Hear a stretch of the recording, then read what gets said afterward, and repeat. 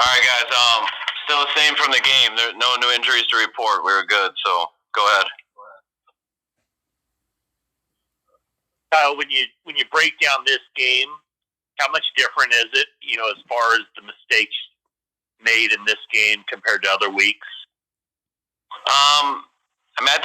We definitely still made some mistakes in this game, but and when we did, we were able to survive it. I think in the past when we made these mistakes, we either turned the ball over or we gave up, instead of giving up a first down, we gave up close to a touchdown, if not a touchdown. So I thought the mistakes we made here didn't kill us, and which gave us a chance to overcome them, and we did that.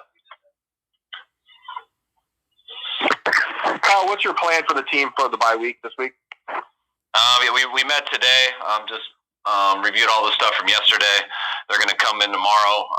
We're going to get a workout, have a quick meeting, and do a little bit of football stuff. Nothing versus each other, just get them moving and stuff, and then we're going to let them go till Monday.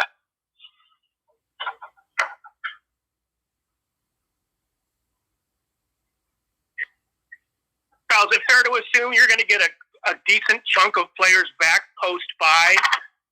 Debo, Jennings, Juice, Mitchell, some of those guys?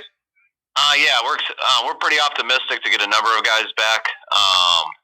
It's kind of tough because all those guys stay here this whole week in rehab. So, that's why I didn't want to really give an update on each one. We are hoping that most of them will come back, and we feel pretty good about that. But they got to have a good week here rehabbing, and we'll find out here when we get back for Monday.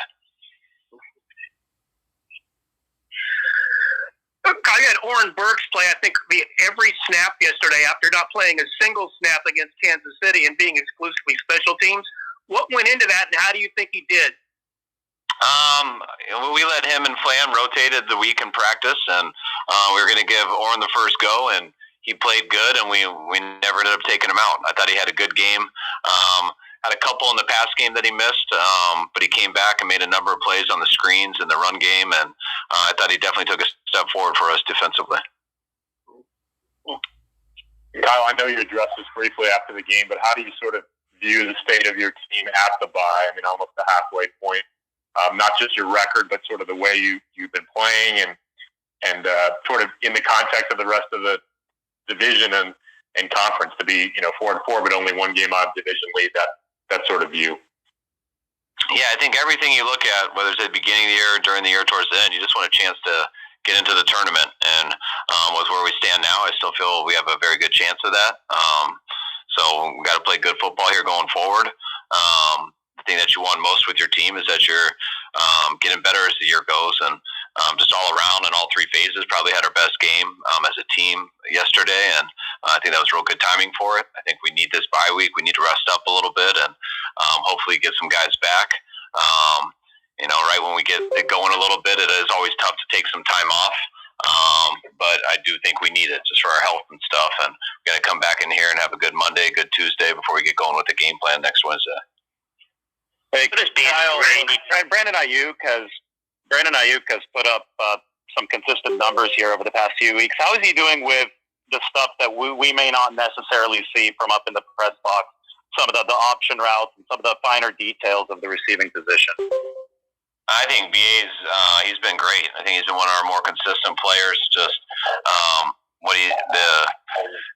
the conditioning he's brought to each play, the effort he's brought to each play, the intent that he's doing. I thought one of my favorite plays in the game versus Kansas City was the way he blocked on a linebacker on one of the plays, and just how he kept going all the way through the whistle. And he's been letting the game come to him, and it eventually has. These past few weeks, he's gotten a number of opportunities, and he's made the most of each one. And Kyle, he was on. What does Danny Gray need to do to get more involved in the offense in the second half?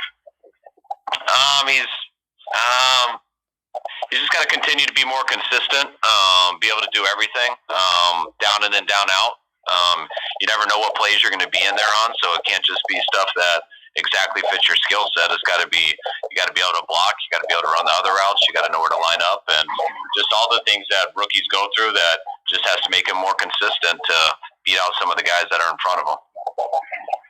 And Kyle, Brandon Aiyuk was on the field for 98% of the snaps yesterday. Was that just because Debo was out, and how has he handled that extra pressure being the number one out there?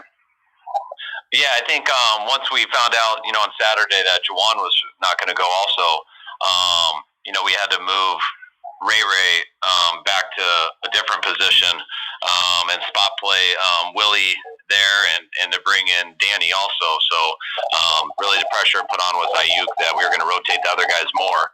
So we thought he was conditioned enough and was playing consistently enough that he could stay out there longer, and he rose to the occasion. Sometimes when guys get too many reps, their play gets sloppy and they pick and choose when to go and when not to, trying to conserve energy.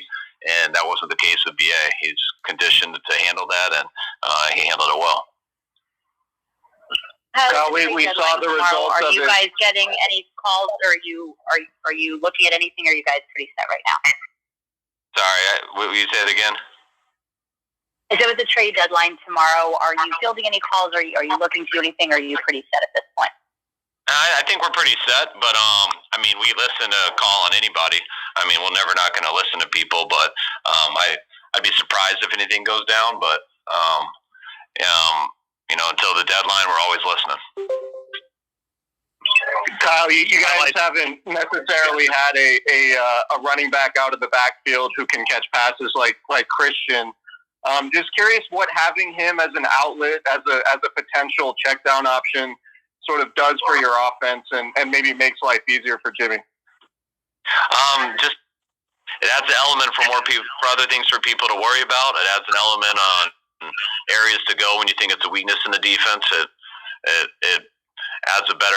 Quarterbacks can always get to checkdowns as an outlet, but it gives it more percentage of that outlet being a bigger play too. So the more different things that a player can bring to the offense, the harder all the areas become to defend. I know you don't want to go through all the injuries, but haven't asked in a while about Jordan Willis. Do you expect to have him back at some point in the second half as well? I do believe his rehab's going well, and I believe we'll be able to have an option to bring him back.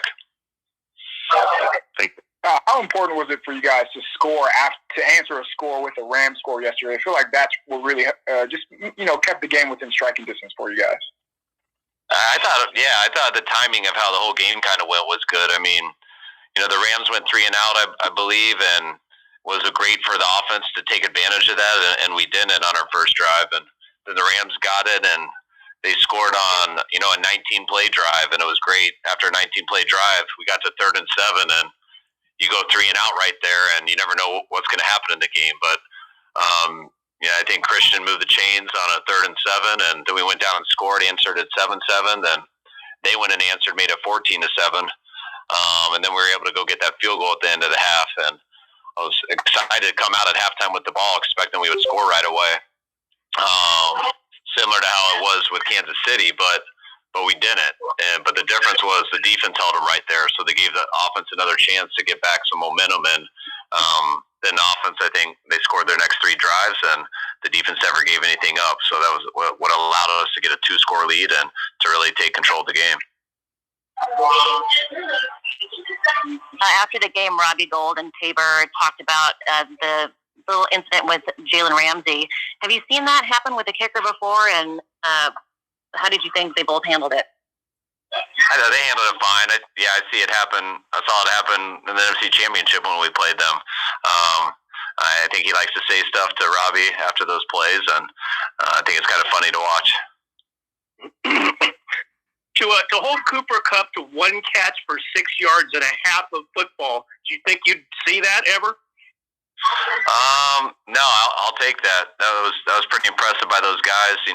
I thought Jimmy Ward did a great job at nickel this week. I thought the plays that Demo had in there were many, but I thought he did a good job too. But our defense in that second half, they really got it going. Kyle, where do things stand at right guard now if you guys are still rotating there? And just what do you need to see from one of the guys to firmly entrench themselves as the guy who plays 100% of the snaps? Neither. We love how it's going right now. We think, D linemen are rotated throughout entire games and get to play O linemen fresh all the time. So I don't think it's a knock on either of those guys. I think I think they're both doing good in their reps that they get, and I think it helps both of them. Allows you to be fresher. I think it's made both of them better. And I mean, if we ever see a need to change it, we'll do it. But I haven't really thought about not doing it yet. We'll take one more. One more. Kyle, do you believe Drake Greenlaw will be available after the bye week for you guys? I'm optimistic about it. I mean, if this week of rehab goes real well, I think he'll have a good chance. But he's got to have a good week.